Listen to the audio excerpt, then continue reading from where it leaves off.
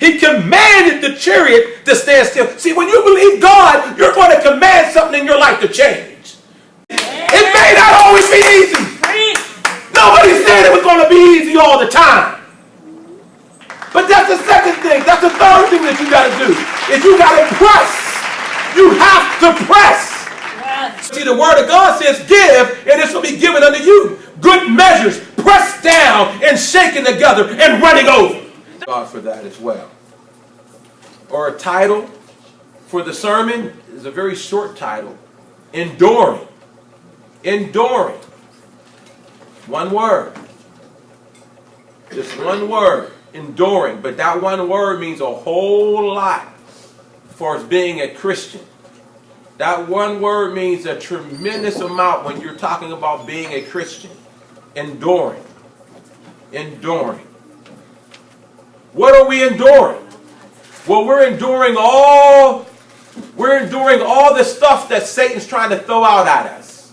We're enduring all the stuff that Satan's trying to throw out at us that he's trying to make look good. That he's trying to say, you know what? You want to do this because everybody else is doing this. You want to do this because look how awesome this looks.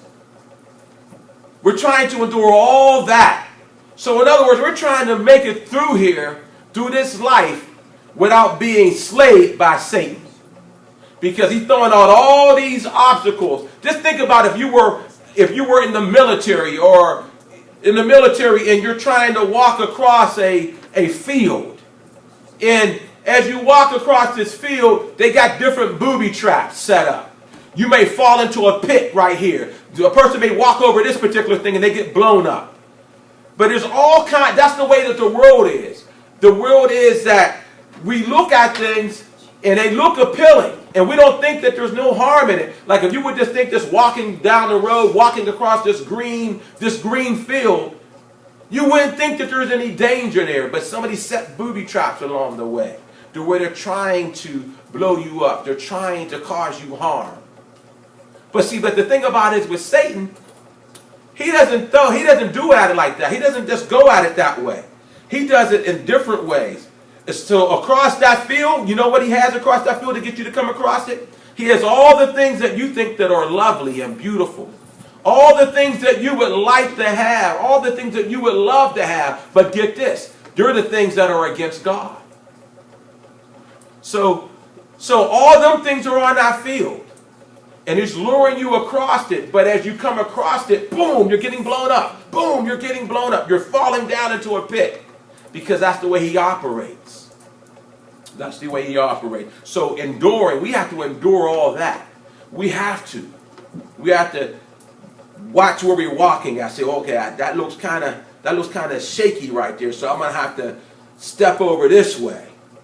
Then I'm going to have to step forward this way. Then I'm going to have to zag that way. And then I'm going to have to zig this way. I'm telling you, it is literally that kind of a walk. It's a close walk.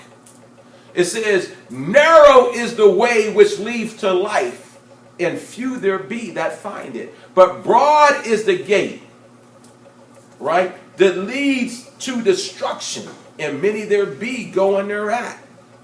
So it is a close walk. It's a close walk, right? We got to go in at that straight gate. We can't go in at that broad gate. We got to go in at that straight gate. So it is that close of a walk. And I'm not going to, some of you might say, well, he's exaggerating. No, I'm not exaggerating. It is that close of a walk. It is that close of a walk. It is so close of a walk, you could have been walking with God all your life. And you let your guard down and the devil takes you over in the short period of time that you had left on this earth. He took you over. We have any examples of that, how he got taken over?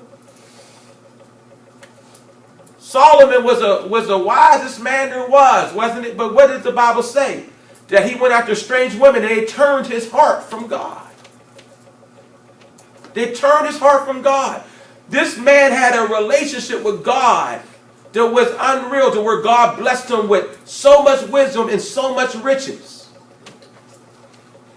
But his heart got turned.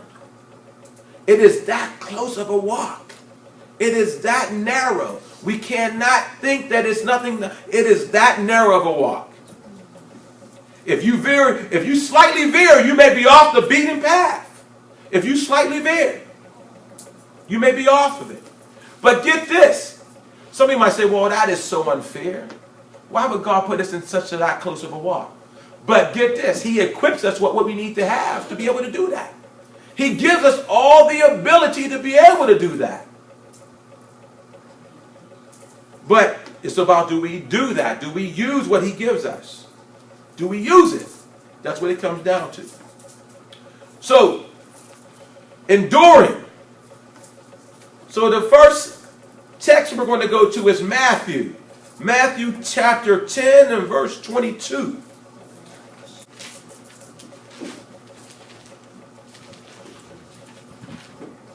Matthew chapter 10 and verse 22, and it reads,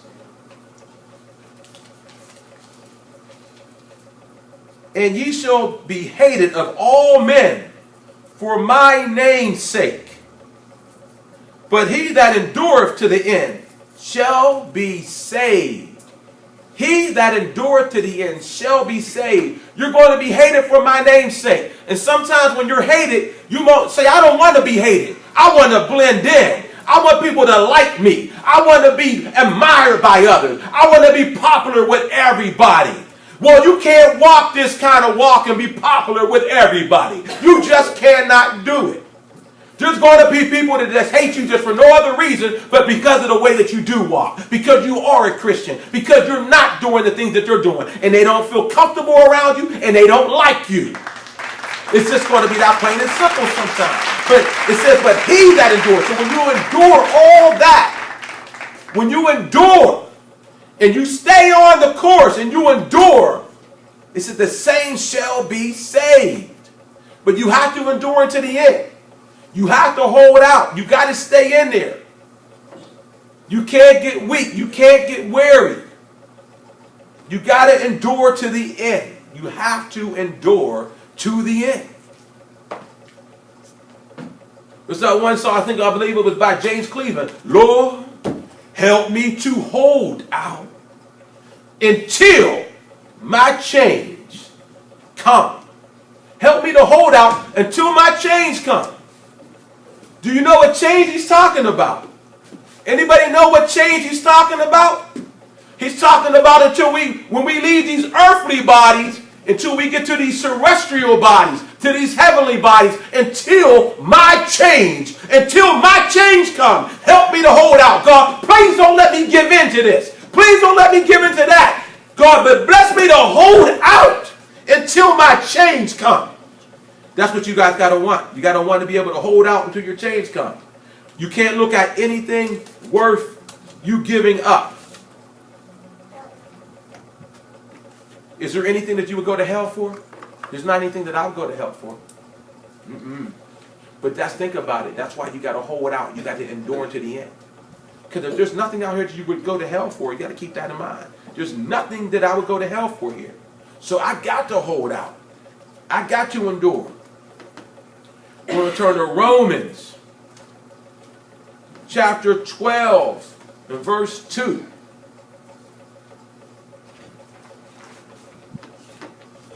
And it reads, and be not conformed to this world. Be not conformed to this world. I'm going to stop there.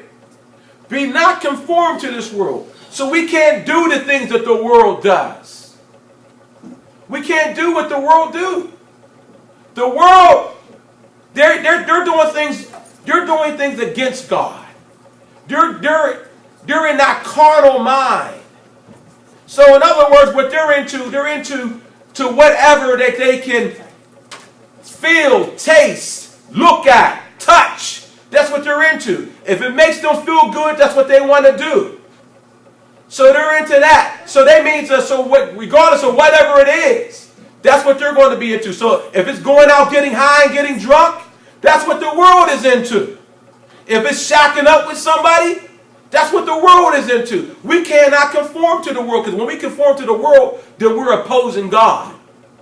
We're opposing God when we're into what the world does. So remember that. You're on opposite ends. So when you find yourself doing things what the world does that is labeled as sin, you're against God at that point in time.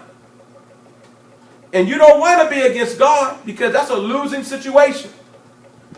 I would hate to be a team when they say, okay, who we playing against? We're playing against God.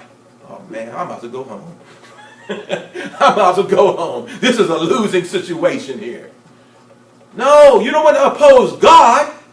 You don't want to oppose him because that's a losing situation.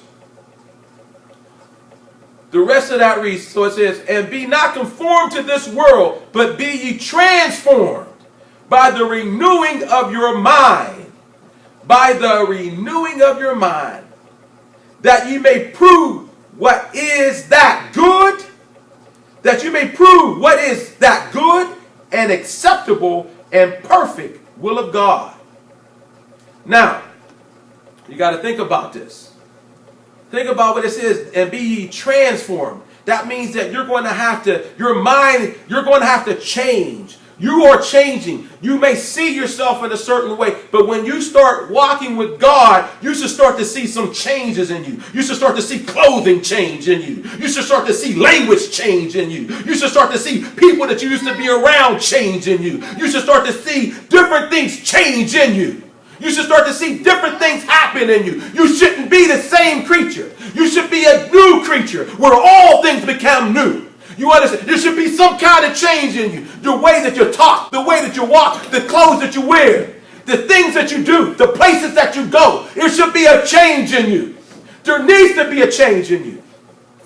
It says, be ye transformed by the renewing of your mind. And that's the way that you're going to have that change. You're going to have your mind renewed. So that means you're going to have to put things in that mind that's going to motivate you to want to change. That's going to motivate you to change. You're going to have to put things in your mind.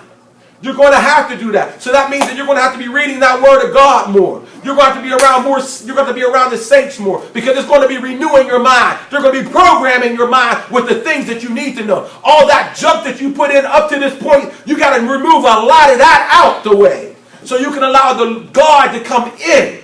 You got to. So you got to be a renewing of your mind. You can't think the way that you used to think. You can't act the way that you used to act. So your mind's going to have to be renewed. And the way that's going to be is going to be by you putting yourself in the whole Christian experience.